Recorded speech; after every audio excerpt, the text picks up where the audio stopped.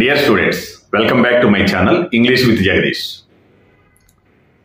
So చాలా మంది 10th class పూర్తి చేశారు లేదా ఎగ్జామ్స్ రాస్తా ఉన్నారు.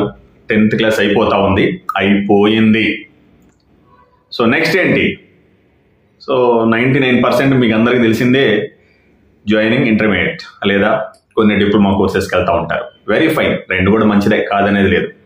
కాకపోతే మీకు తెలియని ఒక విషయం ఈ వీడియో ద్వారా మీకు తెలియజేసి అవగాహన కల్పించి మీకు అందరికి కొంత మేలు జరగాలి. ఎందుకంటే చాలామంది పెద్దవాళ్ళు ఏం చెప్తా ఉంటారంటే, మాకు సరైనటువంటి గైడెన్స్ లేదు, చెప్పేవాళ్ళు లేరు, అందుకే ఇలా అయిపోయాం, ఏం చేయాలో తెలియదు అంటూ ఉంటారు.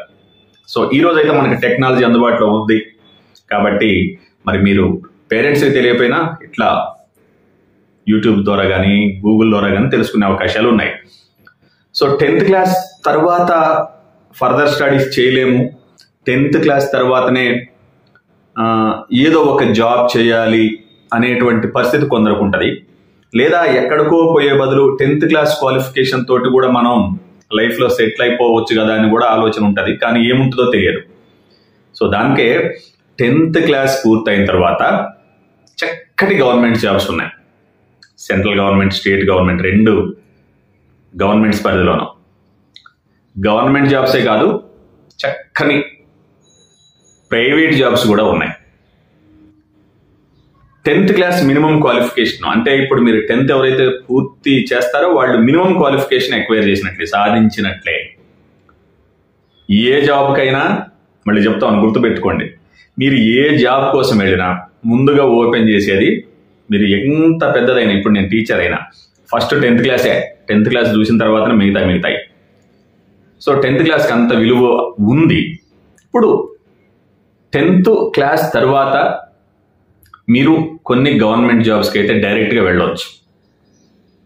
మంచి శాలరీస్ కనీసం 40-50 వేలతోటి ఎవ్రీ మంత్ తెచ్చుకునేటువంటి గవర్నమెంట్ జాబ్స్ ఉన్నాయి.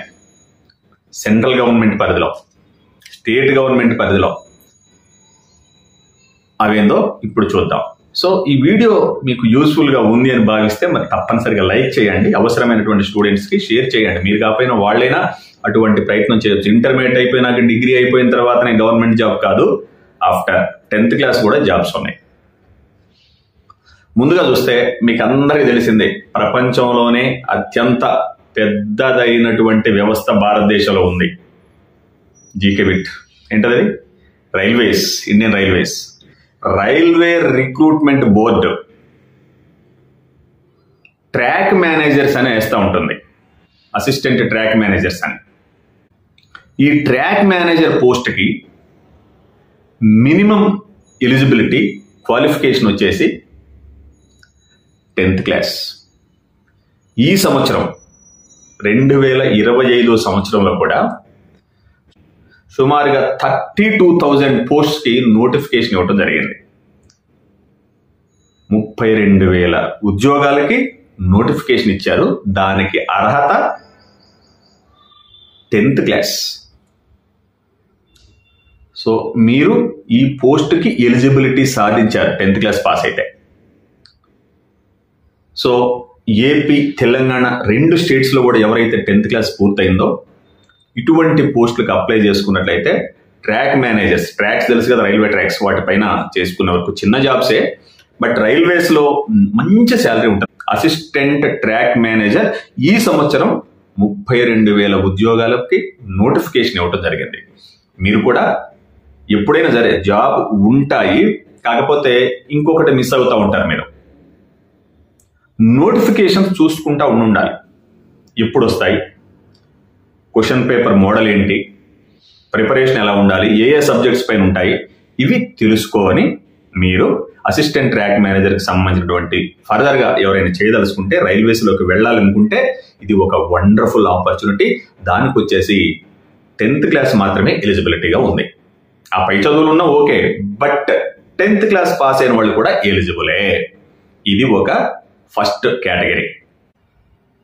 తరువాత సెంట్రల్ ఇండస్ట్రియల్ సెక్యూరిటీ ఫోర్స్, వినే ఉంటారు షార్ట్ కట్లో మీరు, CISF, central industrial security force.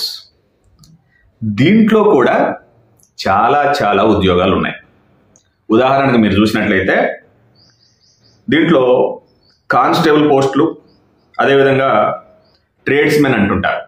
Constable and tradesmen సుమారుగా ఈ సంవత్సరం 2025లో మనకు 1161 పోస్టులకు నోటిఫికేషన్ ఇచ్చారు సిఐఎస్ఎఫ్లో. దీనికి ఎలిజిబిలిటీ వచ్చేసి కేవలం 10th క్లాసే. స్టూడెంట్స్ అర్థమైంది కదా. సిఐఎస్ఎఫ్లో మీరు కానిస్టేబుల్గా కానీ ట్రేడ్స్మెన్గా కానీ జాబ్ సంపాదించాలంటే 10th క్లాసే ఎలిజిబిలిటీ.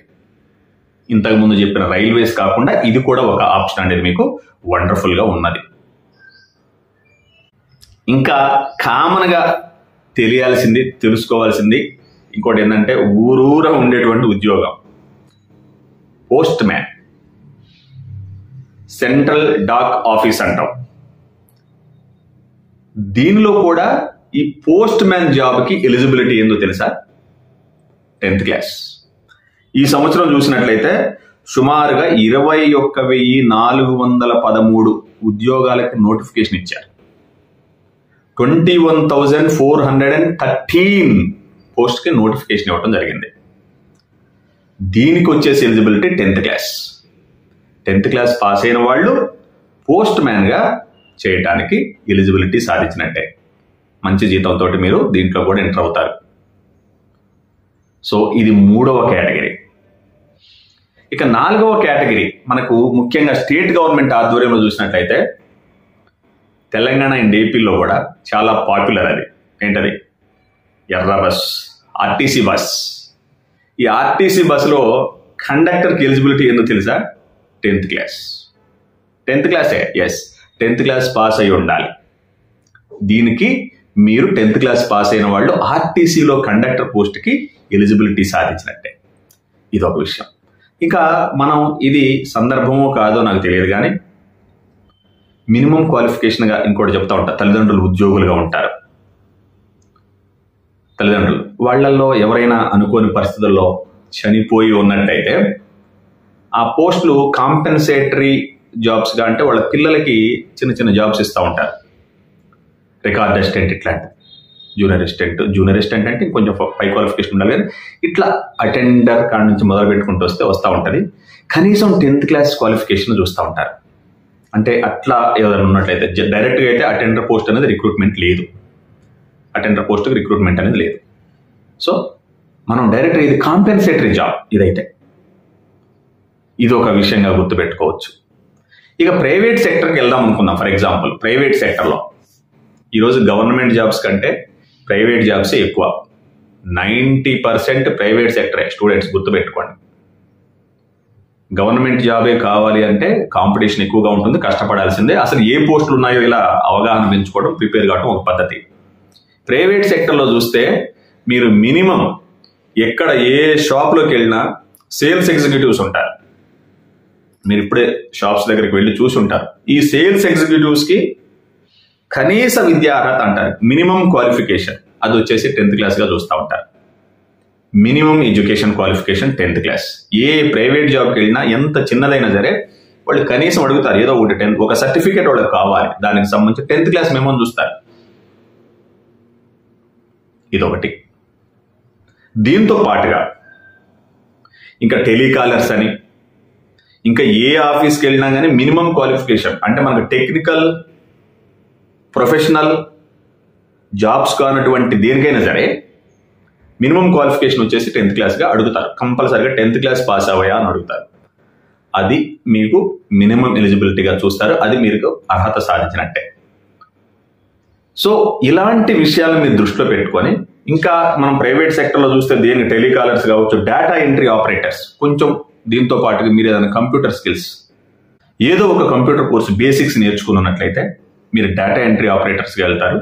దానికైతే 10th క్లాస్ ఎలిజిబిలిటీగా తీసుకుంటూ ఉంటారు. మీరు కొన్న గవర్నమెంట్ జాబ్స్కి ఇంటర్మీడియట్కి వెళ్ళండి. దాంతో పాటుగా అవకాశం ఉంటే ఈ నోటిఫికేషన్ చూసుకొని ఇంతకుముందు నేను చెప్పినటువంటి central government, state government jobs ఏదైతే ఉన్నాయో వాటికి అప్లై చేయండి. జాబ్ వస్తే వెరీ గుడ్, కనీసం అనుభవం అన్నా వస్తుంది. ఎలా చేయాలి ఏంటి అనేది ఒక అనుభవం. జాబ్ రావటం అంటే డైరెక్ట్గా రాదు ఎవరికి కూడా, ఎవరికో కొందరు తప్ప.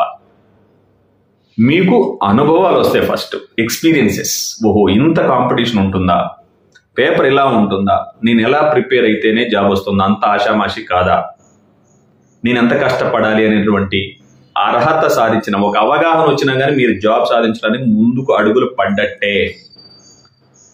నేను మళ్ళీ చెప్తా ఉన్నా, జాబ్ రావటం కంటే ముందు మీరు తెలుసుకోవాల్సింది ఏంటంటే జాబ్ రావటానికి ఉండేటువంటి ప్రాసెస్, కాంపిటీషను, ప్రిపరేషను ఎలా ఉంటుంది, మనకున్న నాలెడ్జ్ అంతా మనం ఇంకెంత ప్రిపేర్ అవ్వాలి అనేది తెలుసుకోవడమే మొదటి అచీవ్మెంట్గా చెప్తా. ఇది తెలుసుకున్నవాడు వాడి కష్టం ఎంత పడాలో తెలుసుకుంటాడు, దాని ప్రకారం ప్రిపేర్ అవుతాడు, జాబ్స్ కొడతా ఉంటారు. So I wish you all the best. మరి మంచిగా జీవితంలో సెటిల్ అవుతారని ఆశిస్తూ will meet in the next video.